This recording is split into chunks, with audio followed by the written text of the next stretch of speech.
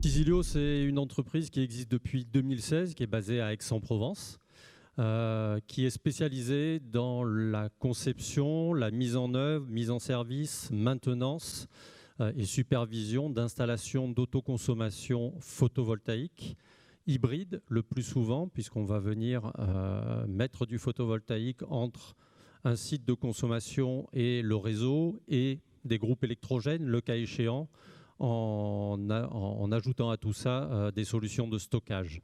Notre lien avec l'Afrique, il est fort. On s'est créé en 2016 et depuis, on s'est développé notamment en Afrique de l'Ouest. On a aujourd'hui 3 filiales en Afrique de l'Ouest, à Bamako, au Mali, à Dakar, au Sénégal, et depuis le mois dernier, à Lomé, au Togo.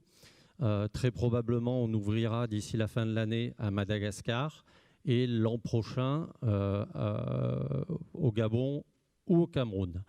Notre spécificité, c'est d'avoir développé notre business principalement à partir de la mise en œuvre d'une mini-station solaire au sol qu'on a développée et qui rentre dans un conteneur 20 pieds.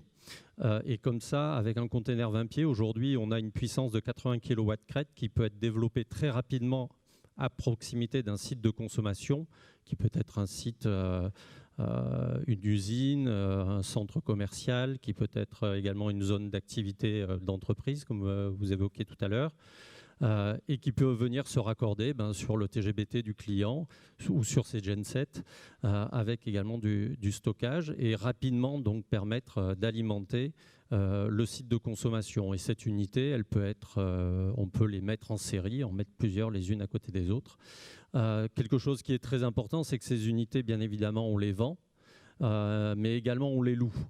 Et on est financeur de nos projets, le cas échéant, sur le continent africain. Et on s'est rendu compte qu'en mettant à disposition, via la location, lorsque la réglementation locale le permet, nos solutions, beaucoup d'acteurs peuvent du coup plus facilement accéder à ce type de solutions et optimiser leur facture énergétique, réduire leurs émissions de CO2 quand on fait l'hybridation de groupes électrogènes, beaucoup plus facilement que s'ils devaient financer l'acquisition.